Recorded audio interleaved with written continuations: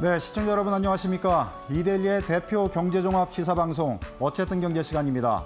어쨌든 경제는 매주 금요일 오후 4시 여러분의 경제와 투자 궁금증을 해소시켜드리고 있는데요. 오늘도 우리 시장에 큰 영향을 미친 주요 경제 현안들 자세하게 분석해드리도록 하겠습니다. 자, 어쨌든 경제 1부 먼저 한 주의 경제판 뉴스킥 5를 함께할 패널분들 소개시켜드리겠습니다. 자, 먼저 이동재 캐스터 나오셨고요. 네, 안녕하세요. 이동재입니다. 네, 이어서 김주영 캐스터 나오셨습니다. 네, 안녕하세요. 김주영입니다. 네, 오늘 특별 게스트로는 김효선 KB국민은행 WM스타자문단 부동산 수석 전문위원 나오셨습니다. 네, 안녕하세요. 네, 김효선입니다. 자, 이제 어쨌든 경제 제작진이 선정한 한 주의 경제판 뉴스킥 5 본격적으로 시작하겠습니다.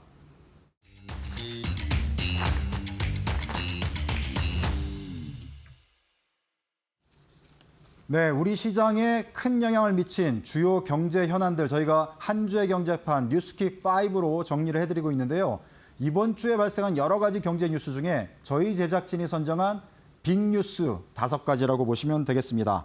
먼저 키워드로 저희가 뉴스를 정리해봤는데요. 화면으로 5가지 키워드를 먼저 보여드리도록 하겠습니다. 네, 5가지 뉴스가 저희가 정한 키워드로 나오고 있는데요. 지금이라도 타야 한다? 뭘 타야 될까요? 자, 122조, 세금이 해결사, 태워야 산다, 성남이 성났다. 자, 제가 봐도 좀 궁금한 뉴스들인데요. 어떤 소식인지 하나씩 큰 화면으로 보여드리도록 하겠습니다. 지금이라도 타야 한다. 자, 뭘 타야 되나요? 국내 증시 지금 연일 불을 뿜고 있습니다. 어제도 코스피가 6,300, 전혀 볼 수 없었던 숫자가 나오고 있는데요. 사상 최고치를 또 경신했는데 오늘은 그 기록을 깨지는 못했지만 여전히 불장의 모습을 보여주고 있습니다. 자, 노무라에서는 지금 8,000피를 넘을 수도 있다는 정말 긍정적인 아주 장밋빛 전망까지 나오고 있는데요. 자세하게 좀 전해드리도록 하겠습니다. 김주영 캐스터가 좀 소식을 풀어주실까요? 네. 지금이라도 올라타야 된다라는 밈이 굉장히 유행하고 있는데요. 코스피가 5,000피를 돌파한 지 한 달 만에 6,000포인트를 넘어섰습니다. 어제 사상 최고치를 또다시 경신하면서 6,300선을 돌파하기도 했는데요. 빅테크들의 지속되는 AI 투자가 국내 반도체 기업에게는 수혜가 될 수 있다라는 전망들이 계속 나오면서 삼성전자와 SK하이닉스 역시 신고가 랠리를 펼치고 있고요. 이에 따라 코스피 역시도 신고가가 지속되고 있는 상황입니다. 오늘 장중에 다시 한번 사상 최고치를 경신한 코스피인데요. 연일 상승세의 코스피는 글로벌 상승률 1위를 기록하고 있기도 합니다. 이 가운데 증권가에서는 전망치를 상향 조정하고 있습니다. 현재 8,000포인트까지 나온 상황인데요. 노무라 증권에서 올해 코스피 상반기 상승률 전망치를 7,500에서 8,000포인트까지 상향 조정했고요. 국내에서는 하나증권과 흥국증권이 7,900포인트까지 제시한 상황입니다. 이렇게 코스피 불장이 예상 이상으로 길게 이어질 것 같은데요. 다만 증권가에서는 올해 상고하저에 대한 전망도 내놓고 있기 때문에 이 부분 역시도 참고를 해봐야 될 것 같습니다. 6.3 지방선거 이후에 이 정책에 대한 효과가 좀 약화될 수 있다라는 전망도 나오고 있는 상황이고요. 그렇기 때문에 상반기와 하반기 다른 정책, 이 대응책이 좀 필요하지 않을까라는 생각도 듭니다. 네, 오늘 마감 지수 같이 한번 체크해 보도록 하겠습니다. 오늘 코스피는 약세로 마감하기는 했지만 코스피와 코스닥 모두 사상 최고치를 장중에 경신했습니다. 오늘 코스피의 경우에는 어제 6,300선을 돌파했기 때문에 장 초반에는 차익 실현 매물이 출회가 됐지만 오후장 들어서면서 현대차가 반등하며 상승을 이끌었고요. 장중에 6,347포인트 사상 최고치를 경신해냈습니다. 다만 마감 지수 가까워지면서 차익 실현 매물이 다시 한번 출회됐고요. 1% 하락으로 마감했습니다. 반면 코스닥이 오늘 좀 더 강한 흐름 가져갔는데요. 제약바이오주가 강세 흐름을 보이면서 오늘 코스닥 차익 실현 매물 출회에도 불구하고 상승 반전에 성공을 했고요. 오늘 0.39% 상승하면서 사상 최고치 1,200포인트를 돌파한 모습들 확인해 보실 수가 있습니다. 마감 지수는 1,192포인트 마감했다라는 점 체크해 보시죠. 네, 금방 우리 김주영 캐스터가 전해주셨지만 오늘 새벽에는 사실 미국 증시가 하락을 해가지고 오늘 우리 증시가 어쩔지 약간 불안감이 있었는데 장중에는 정말 사상 최고치를 돌파를 또 했고 마감은 조금은 진정이 됐는데 사실은 그게 더 다행이다 저는 그렇게 생각이 듭니다. 다음 주에 다시 한번 또 기대를 해볼 수 있지 않을까 이런 생각이 들었는데요. 하여튼 우리 증시 기대감을 갖고 계속 지켜볼 만한 것 같습니다. 자, 두 번째 저희가 122조라는 키워드로 정했는데요. 어떤 소식인지 큰 화면으로 보시겠습니다. 네, 국제정세 소식인데요. 트럼프가 관세를 더 강력하게 조치를 취할 수 있다. 이렇게 연설을 했습니다. 자, 지난 한 주 또 이번 주 해서 미국 법원에서 트럼프의 관세 정책 이제 헌법에 불합치하다 이렇게 판정을 내렸지만 트럼프는 아랑곳하지 않고 계속 관세를 다른 규정을 통해서 강화를 하겠다 이런 입장을 취하고 있습니다. 이동재 캐스터가 좀 자세히 전해 주실까요? 네, 이번 주 글로벌 증시를 뜨겁게 그리고 또 혼란스럽게 만들었던 뉴스죠. 주말간 미국 연방대법원이 트럼프 대통령의 관세 정책에 대해서 위법 판결을 내리면서 시장이 유동치는 모습을 보였습니다. 초반엔 글로벌 관세 불확실성이 제거됐다며 훈풍이 불었던 시장이지만 이후 트럼프 대통령이 즉시 무역법 122조를 통해서 글로벌 관세를 10%, 또 다음 날에는 15%를 부과하겠다고 밝혔습니다. 결과적으로는 10%의 글로벌 관세를 우선 부과했는데요. 트럼프 대통령은 이어진 집권 2기 첫 국정연설에서 상호관세 위법 판결이 매우 유감스러운 일이지만 거의 모든 국가와 기업이 이미 체결한 합의를 계속해서 유지하고 싶어 한다고 말했습니다. 실제 우리 정부도 기존 대미 투자를 이어서 우선적으로 유지할 것이라고 밝혔는데요. 트럼프 대통령은 새로운 합의를 하는 것이 해당 국가들에게 훨씬 더 나쁘게 다가올 것이라고 밝혔습니다. 무역법 122조와 201조, 그리고 이어서는 무역확장법 232조 등 다양한 다른 법적 근거를 활용해서 새롭게 관세를 부과할 수 있음을 시사했습니다. 네. 자, 이제 국제 정세 상당히 복잡하게 돌아오고 있습니다. 미국, 이란 또 전쟁이 또 일어날지 지난주에도 사실 불안불안했는데 이번 주말도 또 그런 불안감을 갖고 시장을 지켜봐야 될 것 같습니다. 자, 세 번째 저희가 세금 해결사 이렇게 키워드로 정해봤는데요. 어떤 소식인지 큰 화면으로 보시겠습니다. 네. 한 달도 안 돼서 강남 쪽에 집값이 3억이 뚝 떨어졌다. 이런 뉴스가 나오고 있고요. 뭐 강남을 포함해서 용산, 대표적으로 서울에 집값 가장 높은 지역으로 꼽히는데 집값이 꺾이는 매물들이 지금 나오기 시작했다. 이러면서 정부의 정책이 앞으로 어떻게 적용이 되냐에 따라서 더 집값이 하락되는 것은 아닌지 아니면 그거에 아랑곳하지 않고 집값은 계속 오를지 여러 가지 관심 사항으로 지금 계속 부각되고 있는데요. 관련해서 오늘 자세하게 분석해드리기 위해서 앞서 소개해드린 김효선 국민은행 부동산 수석 전문위원 나와 계십니다. 자, 이제 좀 옆에서 많이 기다리셨는데 질문을 좀 드리도록 하겠습니다. 네. 자, 이거 관련해서 지금 강남하고 용산 집값이 좀 떨어졌다는 소식이 나오고 있고 5월 9일 이후에는 이제 다주택자 양도세 유예되는 게 폐지되기 때문에 여러 가지로 지금 불안감이 있거든요. 그래서 실제 집값이 떨어진다고 보시는 건지 네. 아니면은 좀 다른 건지 최근에 나오는 뉴스 소식들을 종합적으로 해서 좀 분석을 한번 해주시죠. 네, 최근에는 정부 정책의 데드라인에 따른 그 부동산 주택 가격 조정 국면에 본격적으로 들어섰다라고 판단할 수 있을 것 같습니다.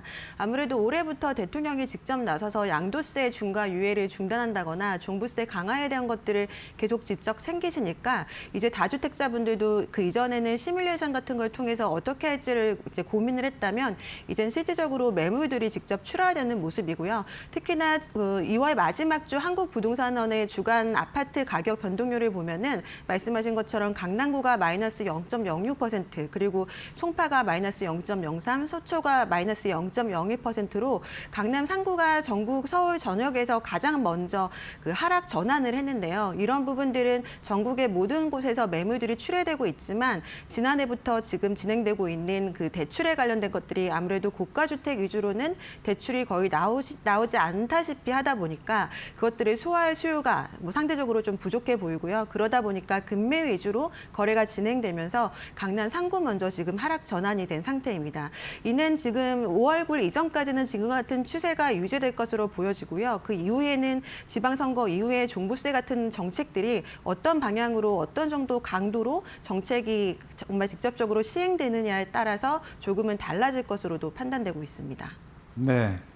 자, 서울의 아주 가장 핵심 지역인 이제 강남하고 용산은 집값이 조금 떨어진 그런 매물들이 지금 나오고 있다. 이렇게 소식을 전해드렸는데 구리와 같은 이제 수도권 지역에서도 비규제 지역이 있는데 이곳에서는 또 이제 풍선 효과로 오히려 좀 가격이 오르지 않냐 그런 수치까지도 또 나오고 있어요. 네. 그래서 비규제 지역은 뭐 풍선 효과 뭐 반사이익이라고 표현하는 게 좀 적절치도 않을 수도 있는데 좀 다르게 움직이는 건지 어떻게 보십니까? 지금 규제 지역에 지정이 되면은 대출과 그리고 세제 그리고 재정비 사업에 있어서도 굉장히 강력한 규제를 받고 있다 보니까 지금 실수요자들이 서울이나 규제 지역 안에 진입하기는 굉장히 쉽지 않은 상황입니다. 그래서 비규제 지역에 투기나 투자 세력들이 들어간다기보다는 임차 시장도 매물이 좀 부족하다 보니 비규제 지역 위주로는 풍선 효과가 나타나는 것처럼 보여지긴 합니다. 다만 이런 부분들이 실수요자 위주로 진행되다 보니까 앞으로의 그 서울 핵심 지역들의 주택 가격이 추가적인 하락으로 전환된다면 비규제 지역도 역시 동조화 현상으로 같이 하락될 수도 있는 부분이기 때문에 상승에 대한 것들은 지속될 수는 있지만 그 상승의 그 상한가는 조금 제한적일 수 있다라는 그런 판단을 하고 있습니다. 네, 이게 비규제 지역이 다시 규제 지역으로 바뀔 수도 있기 때문에 여러 가지 지금 불확실성이 지금 혼재돼 있다 이렇게 보시는 게 맞을 것 같다는 생각도 듭니다. 자, 전월세 시장이 같은 경우는 벌써부터 지금 움직임이 심상치 않다는 신호들이 나오고 있지 않습니까? 앞으로도 지금 더 걱정인데 어떻게 보십니까, 전월세 시장? 임차 시장은 매매 시장보다 지금 상황이 좀 더 심각해 보입니다. 2022년부터 상승하기 시작했던 그 전세 가격이 지금 지속적으로 쉬지 않고 상승하고 있는 상황이고요. 특히나 올해부터는 신규 입주 물량이 본격적으로 감소하고 또 규제로 인한 구축 매물들도 조금씩 강제적으로 잠김 현상이 나타날 수 있기 때문에 신축과 구축 모두 전세 매물이 좀 감소하게 됩니다. 반면 지금 매매를 하려던 그런 수요자들이 관망세로 돌아서고 있고 또 임차 시장에는 수요가 아파트 위주로 선호를 하다 보니까 수급 밸런스가 계속해서 맞지 않는 그런 상황입니다. 그래서 매매 시장뿐만 아니라 전세 시장도 이렇게 지금 지속적으로 상승하는 모습들이 나타나고 이는 전세가뿐만 아니라 월세로의 급격한 전환이 이루어지면서 특히 임차인들은 주거비 부담이 앞으로는 점점 더 높아질 것으로 그렇게 보여지고 있습니다. 네. 요즘 제 주위에 물론 이제 우리 김효선 전문위원께도 그러실 것 같은데 주위 사람들이 내 집 마련 지금 해야 되냐, 네. 지금 집 사야 되냐, 아니면 하반기까지 좀 기다려봐야 되냐, 어떻게 하는 게 좋으냐 여러 가지 질문들 정말 많이 받고 있거든요. 우리 김 의원께서는 어떻게 보십니까? 내 집 마련 전략 5월 9일까지 시기를 못 받고 적극적으로 나서는 게 좋은지 아니면 하반기까지 좀 기다리는 게 좋은지 어떻게 해야 됩니까? 네, 요즘에 다주택자들한테는 매각을 해야 되는 그런 실질적인 질문들도 많지만 말씀하신 것처럼 무주택자들은 지금이라도 집을 사야 되나 그리고 구체적으로 어떤 단지를 사야 되냐는 질문들을 굉장히 많이 하시는데요.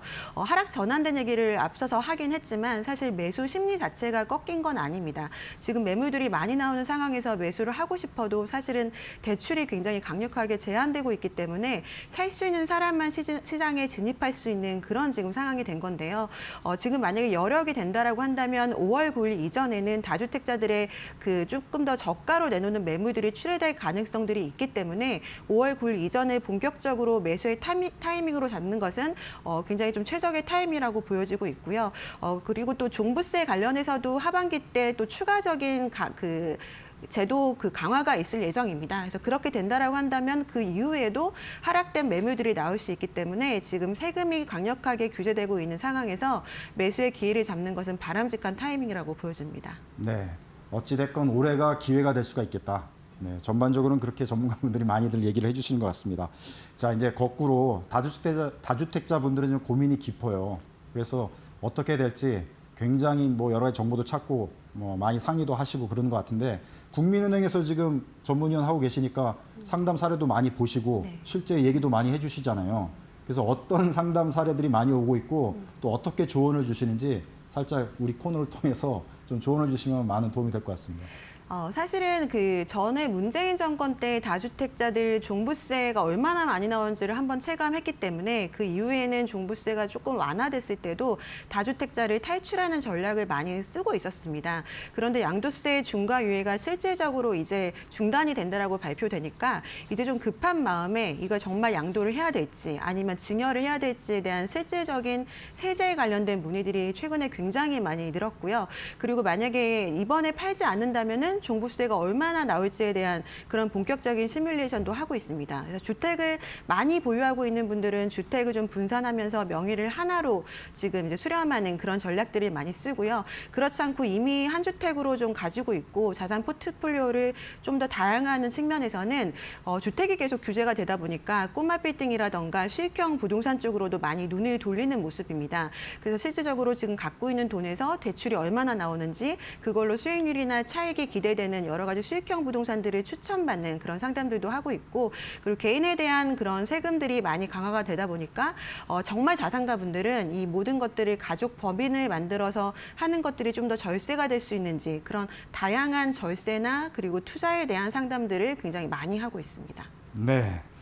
자, 이재명 정부 시대에는 좀 부동산 시장을 좀 달리 봐야 될 것 같은데요. 우리 김 의원께서는 이제 부동산을 보는 지혜, 또 부동산 투자에 대한 지혜 간단하게 좀 정리 말씀을 한번 해주시면 또 도움이 될 것 같습니다. 그러니까 이전까지 부동산 시장과 지금의 투자 전략은 완전히 달라져야 한다라고 봅니다. 이제는 인구가 지금 감소를 하고 있고요. 그리고 경제도 지금 이제 저성장이 고착화되고 있는 시기이기 때문에 무조건 부동산 불패를 믿고 과도한 레버리지 같은 걸 통한 전략들은 좀 무모할 수 있기 때문에 타이밍도 중요하지만 본인이 갖고 있는 그런 현금 보유 여력에 따라서 어떤 거를 사느냐가 가장 중요하다는 걸 잊지 말았으면 좋겠고요. 최근에 특히 신축 같은 것들이 굉장히 인기가 있었는데 시간이 지나면 또다시 입지가 가장 중요하다는 시대가 다시 올 거기 때문에 많이 올라간 것보다는 앞으로 좀 더 전망이 있는 그런 가성비 좋은 것들 그리고 저평가된 것들 위주로 가지고 있는 현금 자산 안에서 선택을 하는 것이 좀 바람직해 보입니다. 네, 말씀 감사합니다.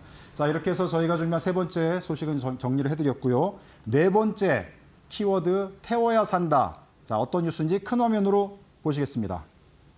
네, 상법 개정 이번 주에 이게 또 시장에 큰 호재로 작용해서 역시 사상 최고치 경신에 기여를 했는데요.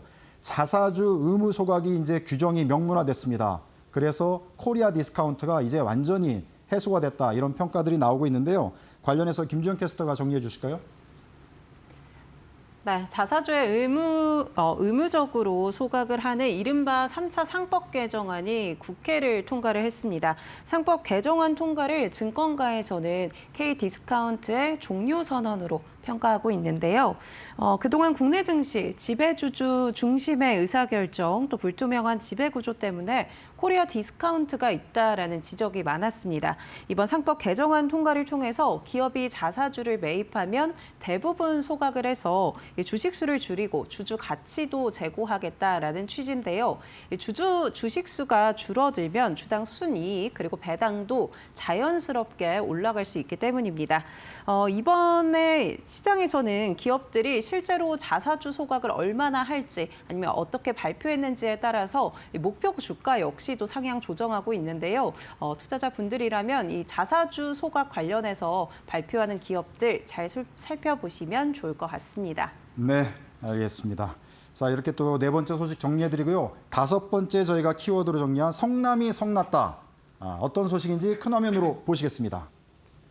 자, 분당 신도시가 성남시에 위치하고 있지 않습니까? 이 분당 신도시가 1기 신도시이기 때문에 지금 30년이 넘은 아파트 단지들이 많아요. 그래서 이제 재건축 대상들이 상당히 이제 이쪽 주민들이 기대감도 있고 또 서울에 거주하신 분들도 이쪽에 대한 관심이 상당히 높은데 자, 이주대책 미비로 분당의 인허가 물량이 지금 제한을 받고 있거든요. 관련해서 좀 갈등이 있는 것 같은데 어떤 소식인지 이동재 캐스터가 좀 전해주시죠. 네, 제가 전해드리겠습니다. 성남, 그중에서도 분당을 둘러싼 재건축 문제가 불거지면서 지역 최대의 현안으로 떠오르고 있습니다. 현 성남시장인 신상진 시장이 국회에서 기자회견을 열고 분당 재건축 2차 물량이 타 1기 신도시와 달리 물량 제한 규제를 받은 것은 정치적 차별이라며 연간 인허가 물량 제한을 폐지해야 된다고 밝혔습니다. 유독 분당만 콕 집어서 물량 상향 대상에서 배제한 것은 정치적 이유가 아니라면 다른 합리적인 이유를 찾을 수 없는 지역 차별이라고 밝혔는데요. 신청 단지들의 평균 주민 동의율이 90%가 넘었는데도 정부가 이주 대책이 준비가 미비했다는 이유만으로 연간 재건축 정비 물량을 동결시켰다고 주장했습니다. 그런데 지선이 채 100일도 남지 않으면서 이 문제를 둘러싸고 강한 신경전이 이어졌는데요. 김병욱 성남시장 예비후보는 정부의 문제가 아니라 이주 대책을 준비하지 못한 성남시의 문제라고 꼬집었습니다. 타 신도시들은 이미 이주단지 확보 계획을 마련하고 있고 로드맵까지 마련 중인데 현 신상진 시장의 협상이 미흡했다고 밝힌 겁니다. 또한 자신이 성남시장이 된다면 취임 즉시 국토교통부와의 협상 채널을 가동해 분당의 물량 제한 해소에 나서겠다고 강조했는데요. 최근 신상진 시장도 서한문을 통해서 김윤덕 국토교통부 장관에게 분당 신도시의 재건축 정상화, 광역교통망 확충을 위해 정부의 전향적인 결단을 촉구한 것으로도 나타났습니다. 네. 자, 분당 신도시가 있는 성남시는 상당히 관심 지역입니다. 왜냐하면 이재명 대통령의 정치적 고향이기 때문에 이번 6.3 지방선거에서 최대 격전지이자 또 관심 지역 중에 한 곳이거든요. 자, 이 소식 관련해서 잠시 후 진행하는 2부 초대석에는 최근 성남시장 선거 출마를 선언한 김병욱 전 청와대 정무비서관을 모시고 분당 재건축 문제를 비롯해서 이 지역 현안을 자세히 살펴보도록 하겠습니다. 자, 이렇게 해서 이제 저희가 준비한 한 주의 경제판 뉴스킵5 일부 소식은 마무리할 텐데요. 지금까지 이동재 김주영 캐스터 그리고 김효선 KB국민은행 부동산 수석 전문위원께서 수고해 주셨습니다. 고맙습니다. 자, 이번에는 이지은 기자가 준비한 이데일리 나우 뉴스 리포트 하나 보시겠습니다. 자, KG 모빌리언스가 결제 혁명에 시동을 걸었는데요. 자, 스테이블 코인 사업도 시작한다고 합니다. 관련해서 이 소식 전해드리면서 어쨌든 경제 1부를 마치고 저는 잠시 후 2부 초대석 코너로 다시 뵙도록 하겠습니다. 자, 오늘 2부 초대석에서는 앞서 말씀드린 대로 최근 성남시장 선거 출마를 선언한 김병욱 전 청와대 정무비서관을 모시고 분당 성남 현안에 대해 자세히 살펴보도록 하겠습니다. 자, 분당 재건축 이슈와 함께 이재명 대통령의 정치적 고향인 성남시의 선거 이슈가 궁금하시다면 어디 가시지 마시고 채널 고정!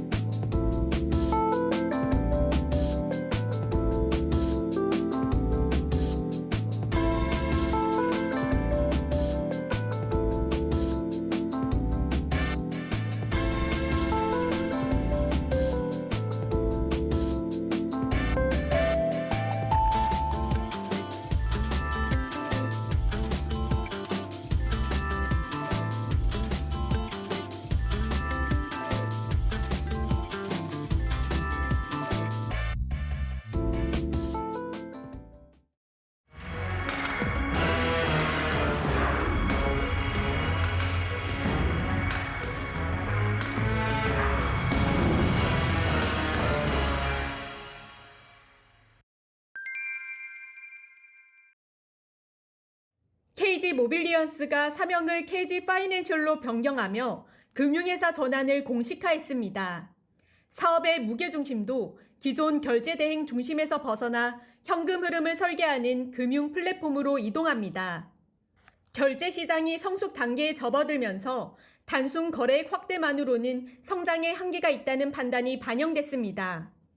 회사는 오는 7월 플랫폼 입점 셀러를 대상으로 선정상 서비스를 도입할 예정입니다. 정산일 이전 매출 채권을 조기 현금화해 유동성을 지원하는 구조입니다. 저희가 갖고 있는 강점들은 뭐 조달금리나 아까 말씀드렸던 리스크 조직, 그다음에 데이터, 그다음에 시스템 안정성, 그다음에 우리 가맹점을 상대하는 영업 조직 그런 부분에서 저희는 많은 강점을 갖고 있기 때문에 이를 통해 국내 가맹점 확대와 함께 해외 플랫폼 셀러 공략에 나서 2028년 취급액 1조 원 달성을 목표로 제시했습니다. 디지털 자산 사업 로드맵도 공개했습니다. KG 모빌리언스는 앞서 KG 이니시스와 함께 스테이블 코인 상표를 출원했습니다. 이를 기반으로 결제와 정산, 크로스보도 송금까지 사업 영역을 넓힌다는 구상입니다. 가상자산 사업자 자격 취득을 위해 필요한 정보보호관리체계 인증은 현재 예비 심사 단계에 있으며 회사는 내년 본격적인 서비스 출시를 목표로 하고 있습니다. 결제부터 뭐 송금, 크로스보더, 아니면 월렛 다양한 형태의 디지털 자산을 가지고 할 수 있는 거를 언제든지 할 수 있는 준비를 다 해놓는 게 저희가. 다만 스테이블 코인 제도와 속도 등 규제 환경은 사업 일정의 변수로 남아 있습니다. 금융 플랫폼 전환 전략이 새로운 성장 동력으로 자리 잡을 수 있을지 시장에 관심이 쏠립니다. 이데일리 TV 이지은입니다.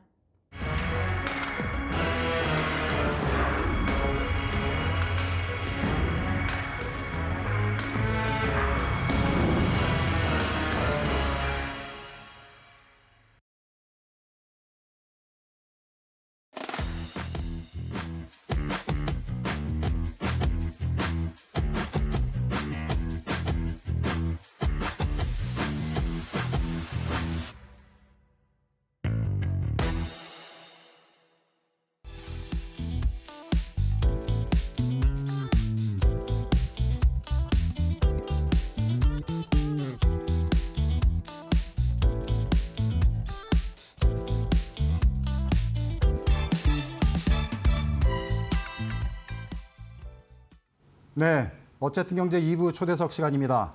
오늘은 분당 신도시 재건축 이슈를 포함해서 성남시의 여러 가지 경제 현안들을 자세히 진단해보는 시간 마련했습니다. 특별히 성남시는 이재명 대통령의 정치적 고향인데다 올해 6.3 지방선거를 앞두고 있어서 상당히 격전이 예상되고 또 관심 지역 중에 한 곳입니다. 자, 그래서 최근 성남시장 선거 출마를 선언한 이분을 모시고 자세한 현안들 살펴드리도록 하겠습니다. 자, 여러분들은 분당구을 국회의원 그리고 정무비서관 뭐 이렇게 기억을 하실 텐데요. 오늘 김병욱 성남시장 예비 후보 모셨습니다. 네, 안녕하세요. 네, 초대해 주셔서 감사합니다. 네. 자, 이재명 정부 출범 이후에 예. 얼마 직전까지 예. 청와대 지금 정무비서관으로 일하셨잖아요. 네, 네, 그렇죠. 엄청나게 지금 막 열심히 하시다가 또 이제 그만두셨어요. 예, 예. 그래서 이제 지금 뭐 하시는지 또 궁금해하시는 분도 있고 예. 근황을 한번 좀 말씀해 주시면 좋을 것 같습니다. 네, 이재명 정부 초대 정무비서관이라는 자부심은 대단하죠. 네. 예, 역대 어느 대통령보다 국민의 지지율이 높고 또 국민들이 원하는 정책과 정치를 잘 한다라고 박수를 받고 네. 있지 않습니까? 네.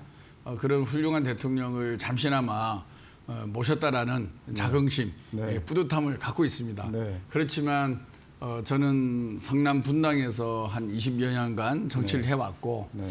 역시 정치의 정답은 현장에 있다. 네. 예, 그런 생각을 쭉 해외 오던 차였고요. 네. 우리 성남시장의 정치적 위상이 네. 과거와 다르지 않습니까? 네. 대통령을 배출한 네. 성남시라서 지금 이제 국민의힘이 성남시장을 하고 있는데 네. 우리가 원하는 가치와 지향점과 차이점도 많고 네. 또 이재명 대통령을 배출한 도시라는 상징성에 네. 맞는 네. 새로운 또 성남시를 꾸려낸다라는 네. 시민의 바람과 요구가 또 많은 상황입니다. 네. 그래서 아쉽고 또 서운하지만 네. 대통령실의 청와대 정무비서관을 그만두고 성남으로 네. 다시 내려왔습니다. 네. 그러면 이재명 대통령을 지근거리에서 모신 예. 소위 말해서 최측근의 한 분으로서 뭐 대통령이 정치적 고향 탈환에 나섰다 뭐 이렇게 해석을 해야 되는 겁니까? 뭐 탈환이라는 표현을 경제 프로그램에서 하는 게 맞는지 모르겠는데요. 어쨌든 이재명 정부와 호흡을 맞춰서 네. 청와대, 그다음에 국토부 또는 경제부처, 경기도, 성남시가 좀 보다 원팀으로 네. 잘 꾸려져서 우리 성남이 대한민국에 있어서의 또 의미 있는 도시로 또 세계적으로도 부러워하는 네. 그런 도시로 만들고 싶은 생각이 있고요. 그래서 제가 이번 지방선거의 슬로건을 대한민국 경제 수도 네. 성남 네. 이렇게 만들었습니다. 네. 거기 이제 판교 테크노밸리도 있고 하다 보니까. 네, 그렇죠. 네. 네.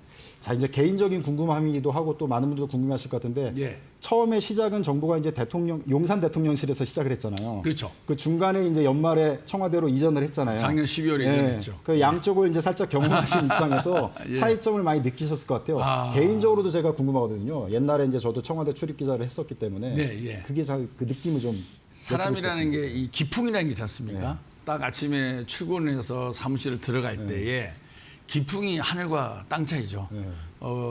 국방부가 있는 용산은 들어갈 때부터 군인들도 서 있고 아. 문도 좁고 네. 또 바리케이트도 있고 네.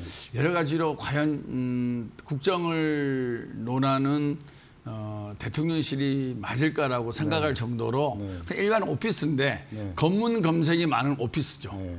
예, 그렇게 출근하는 거고요. 청와대는 아시다시피 뒤에 북악산이 병풍처럼 네. 자리하고 있고 또 청기화로 건물이 지어져 있지 않습니까? 그리고 사실 건물이라 해봐야 들어갈 때 저희 출입증으로 체크하는 거 하나밖에 없는 거예요. 사람이 아침에 일어나서 출근해서 문을 들어갈 때 느낌이 정말 대한민국을 책임지는 또 대한민국을 움직이는 대통령을 모시는 참모로서의 마음가짐이 용산하고 청와대는 하늘과 땅이라 그럴까요? 그리고 이런 것에 따라서 업무 효율 또는 나라를 위한 충성 또 대통령을 모시는 충직함 이런 부분에서도 차이가 많이 나리라고 봅니다. 저는 정말 왜 이러한 누가 보더라도 정말 비교할 수 없는 이런 용산으로 대통령실을 옮겼을까 도저히 이게 상상이 안 가요.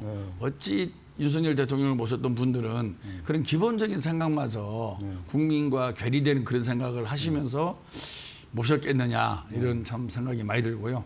정말 청와대는 상당히 위치가 좋고 국민 모두가 한번 와보고 싶은 곳 아니겠습니까? 저는 그곳에서 한 달 조금 넘게 근무를 했는데 지금 청와대에 근무하고 있는 직원들도 되게 만족을 하고 있습니다. 개인적으로 궁금해서 여쭤봤고요. 예.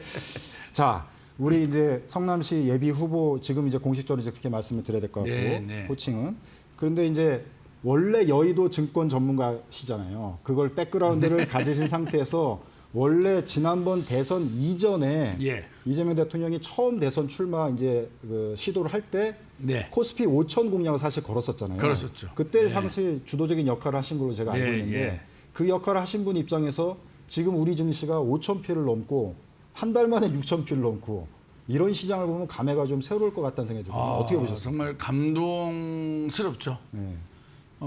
제가 사실 국회의원이 됐을 때 정말 우리 시청자들한테 얘기하고 싶은 게 주식시장에 대해서 국회가 관심이 별로 없는 상황이었어요. 그나마 우리 민주당은 좀 나았어요.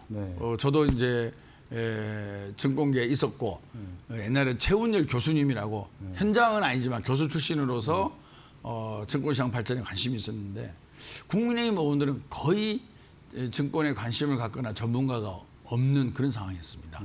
20대 국회가 21대 국회에 들어와서도 저하고 홍성국 의원도 있었고요. 이용호 의원도 있었어요. 근데 국민의힘은 또 없는 거예요.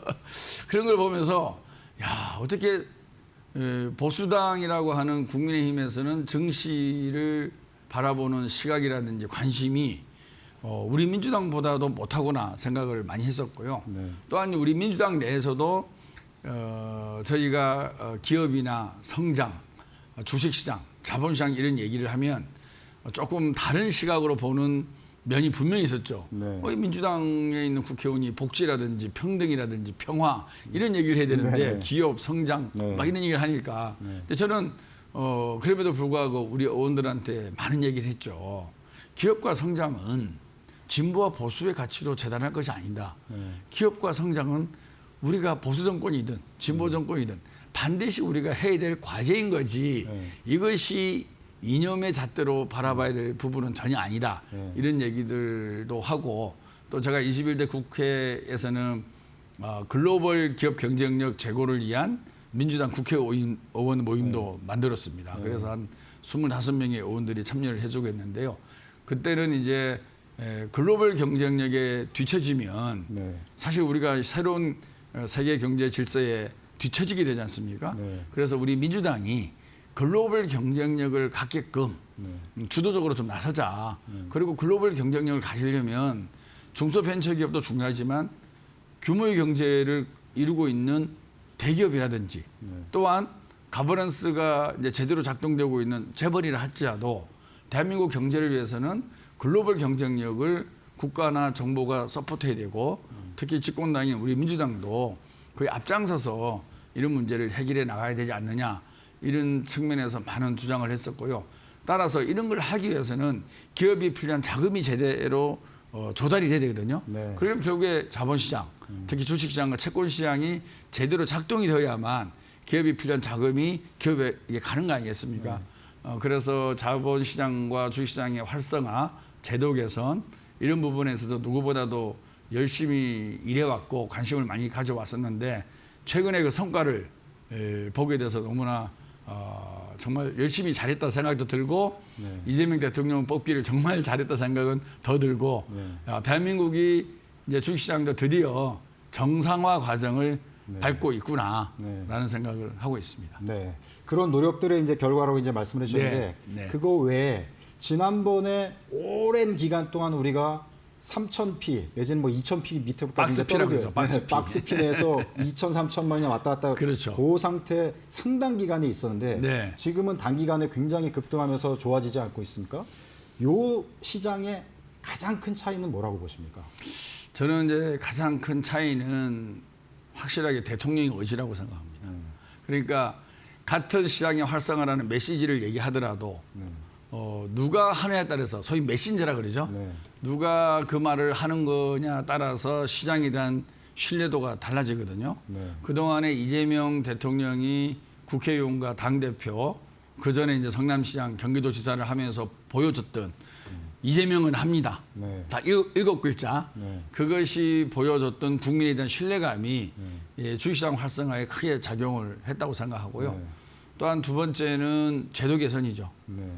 이사의 충실 업무라든지 네. 그다음에 집중 투표자라든지 감사위원 분리 선출이라든지 네. 또 최근에는 자사주 소각 네. 이런 제도 개선을 하나하나 해 나가고 있지 않습니까?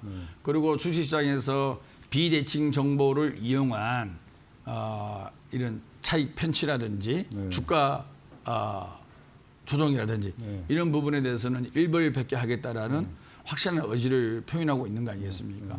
그리고 이에 따라서 시장에서도 가버넌스를 이제는 대주주 위주가 아닌 시장 참여자라든지 주주라든지 이해관계자에게도 인정을 받는 그런 가버넌스를 만들려는 움직임들이 실제로 구체화되고 있고요.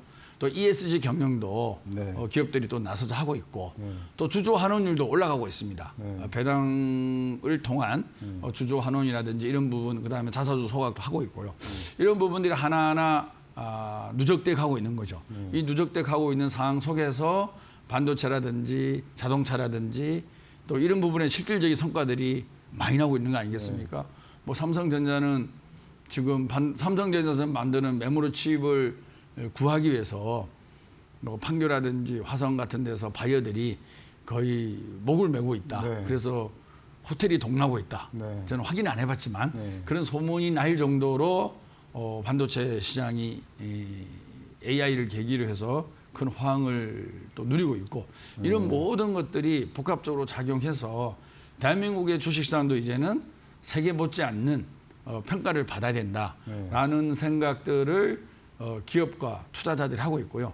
특히 이 주식시장은 돈을 갖고 투자하는 시장이잖아요. 네. 거짓말이 통하지 않는 시장입니다. 네.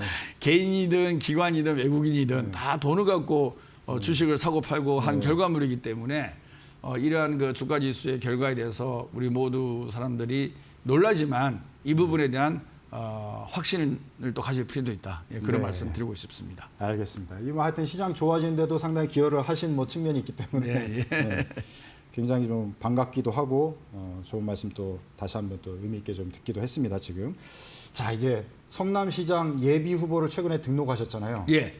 자 그럼 이제 예비 후보로 등록한 거죠. 네, 예비 후보로 등록한 거잖아요. 예. 그러니까 지금 정치적 행보가 어떻게 보면 좀 조금 달라지잖아요. 같은 정치라도 네네네. 국회의원 하시다가 정무비서관 하다가 예, 이제 예. 지자체장을 이제 도전하시는 네. 거니까 어떻게 이제 준비를 하셔서 전개를 해 나가실 것인지 계획을 좀 네. 말씀 좀 해주시죠. 사실 제가 누구보다도 정치인들 중에서 직장 생활과 사업을 참 많이 하는 사람입니다. 네. 제가 원래 첫 직장이 쌍용그룹이었거든요. 네. 지금은 이제 해체가 됐죠. 두 번째가 이제 지금은 금융투자협회, 네. 한국증권업협회에서 제가 이제 코스닥 시장도 설립할 때 주무 네. 과장이었고요. 매매심의팀장도 했습니다. 그리고 천리안 IP 사업도 했었고요. 네. 제조벤처기업의 CFO로도 근무를 했었고 네. 그다음에 온라인 쇼핑몰도 운영을 해봤었고 또 제가 투잡으로 호프집도 해보고 전통 착집도 해보고 정말 제가 다양한 직장생활과 사업 경험을 하면서 대한민국을 조금 더 좋은 방향으로 바꿔보자. 이제 그런 생각 속에서 정치에 뛰어든 거죠. 정치에 뛰어들면서 많은 것을 보고 특히 이제 분당이라는 곳이 민주당이 아주 어려운 곳이지 않습니까? 네. 이 어려움을 뚫고 나가기 위해서 저의 진심과 저의 성실함, 저의 정책, 또 미래 비전 이런 것을 보여주면서 주민들에게 호응을 받아서 재선 의원이 됐는데요. 저는 이제 과거부터 성남시장에 대한 생각을 조금씩 하고 있었습니다. 왜냐하면은 이 정치는 말로 하는 거고 또 나쁘게 하면 말의 성찬이다. 네. 또 약속을 안 지킨다. 뭐 이런 평가들이 많이 있지 않습니까? 뭐 그것도 엄청난 의미를 갖고 또 정치는 우리가 없는 영역을 개척하는 의미가 있는데 저는 이제 구체적으로 행정 행위를 통해서 성과를 좀 만들고 싶은 네. 행정이라는 게 인풋 아웃풋이 분명하지 않습니까? 네. 어떤 사람이나 재정 예산을 투입을 해서 어떤 성과를 내고 그 성과가 누구에게 배분이 되느냐 이런 것들 하나의 그림으로 분명히 그려지는 게 또 행정인 거죠. 그래서 내가 그동안의 대학 생활과 직장 생활, 사업, 또 국회의원 이런 것들 경험을 갖고 시장을 한번 해본다 그러면 나름대로 미래지향적이면서 의미가 있고 또 그런 것들에 대한 재원을 잘 모아서 행정행위를 통해서 결과물을 잘 만들어내고 이 결과물이 시민들에게 잘 배분이 될 수 있는 그런 것을 잘할 수 있지 않을까.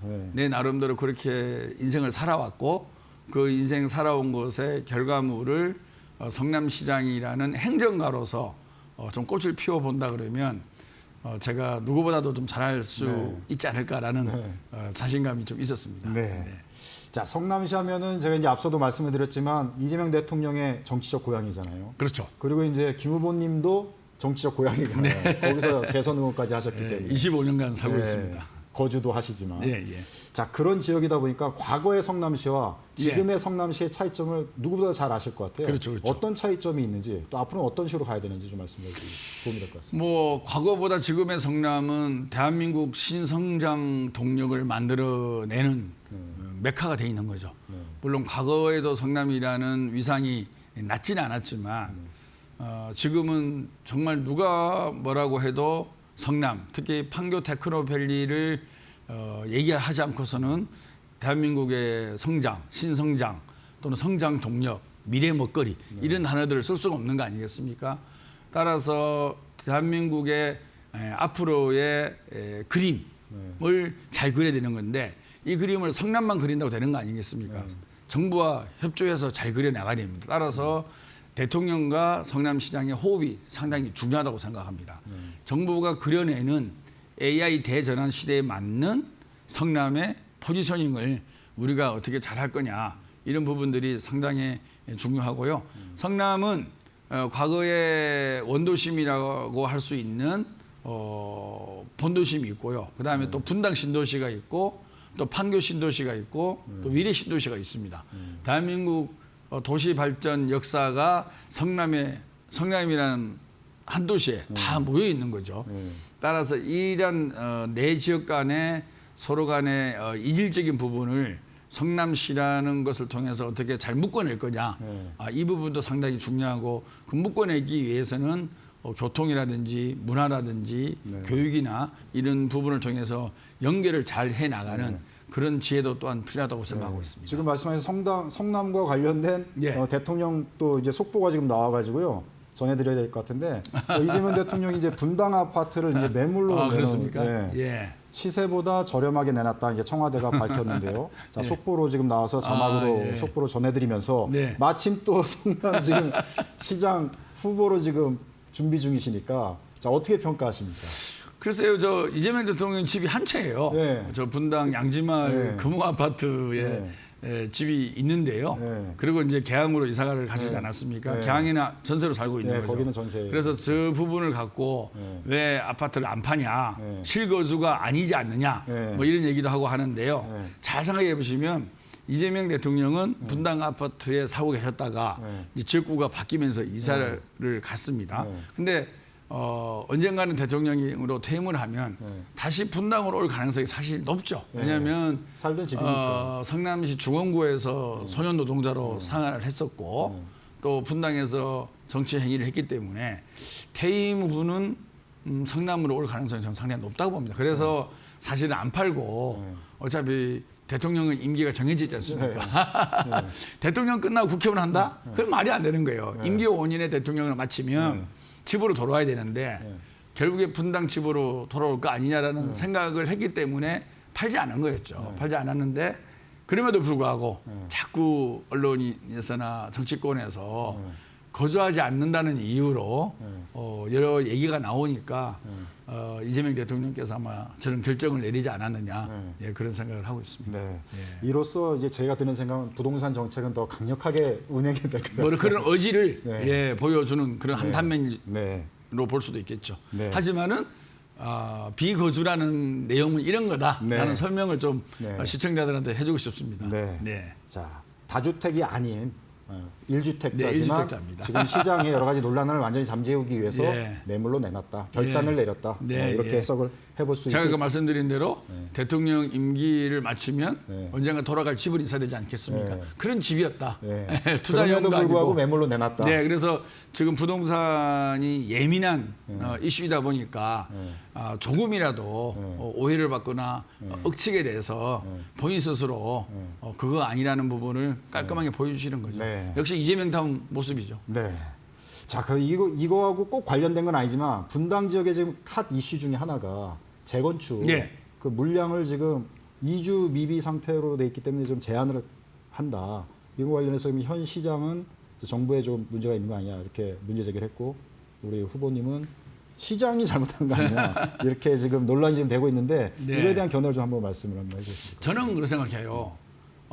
이제 노신도시 특별법을 만들 때 제가 대표 발의도 했었고 그 당시 제가 국토위원이었어요. 여야 합의를 만들었거든요. 이제 재건축이나 재개발이 이루어지기 위해서는 네. 이주단지가 없으면 네. 전세 시장이 혼란이 생기고 네. 여러 가지로 문제가 많이 생깁니다. 그래서 재건축 재개발의 용적률을 높여서 허용할 때는 이주단지에 대한 책임이 지방자치단체에 있는데요. 물론 지방자치단체가 여러 조건 때문에 조금 못할 수도 있고 부족할 수도 있는데 문제는 지방자치단체장의 협상력과 그다음에 정부와의 관계 설정에 있어서 너무나 부족하지 않느냐는 지적을 할 수밖에 없는 거죠. 네. 자꾸 정치적으로 몰고 가는데 고양시장도 국민의힘 출신 시장입니다. 네. 고양시장은 물량을 잘 받아가요. 네. 똑같은 국민의힘 출신인 우리 성남시장은 제대로 못 받아와요. 그런데 이게 우리 이재명 정부 때 일어난 일이 아니라 이런 물량 문제라든지 이주단지 문제는 과거 윤석열 정부 때부터 계속 논란이 됐던 문제거든요. 그렇게 본다 그러면 윤석열 정부와 이재명 정부를 이어서 계속 우리 분당이 손해를 보고 있다라는 생각들을 주민들이 하고 있다는 말씀입니다. 그럼 이에 대한 총체적인 책임은 결국 시장에게 있지 않느냐라는 원론적 문제 제기를 할 수밖에 없다고 생각합니다. 네. 요 관련해서 뭐 신상진 시장 현 시장께서도 뭐 얘기를 해주시고 싶은 게 있으면 언제든지 얘기를 해주시면 또 반영을 하도록 하겠습니다. 자, 시간이 벌써 많이 지나가 버려가지고요. 그러네요. 네, 마무리 발언을 또 해주시면 될 것 같습니다. 시간이 딱 그 정도 한 1분 정도. 네. 성남시장 이제 네. 예비 후보로 지금 등록하셨고 이제 네. 활동하고 계시니까 네. 부탁드리겠습니다. 제가 아까 이번 선거 모토를 말씀을 드렸습니다. 대한민국 경제 수도 성남. 우리 성남이 없으면 과연 대한민국이 존재할 수 있을까요? 이러한 위대한 도시 성남입니다. 그리고 대통령을 배출한 도시 성남입니다. 대한민국에서의 경제적 측면에서의 우리 성남시의 가치와 대통령을 배출한 도시로서 대통령과 호흡을 잘 맞춰서 성남시를 발전시킬 수 있는 좋은 계기를 지금 맞이하고 있는 게 현재 우리 국민이라고 생각합니다.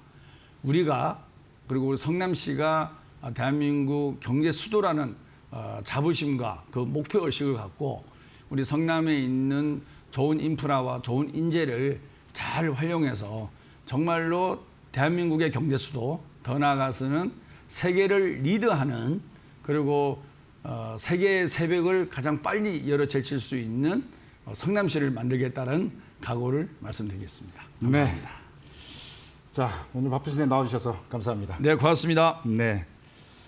자, 지금까지 성남시장 선거 출마를 선언한 김병욱 예비 후보 전 청와대 정무비서관과 함께 성남시에 대한 여러 가지 얘기를 나눠봤습니다.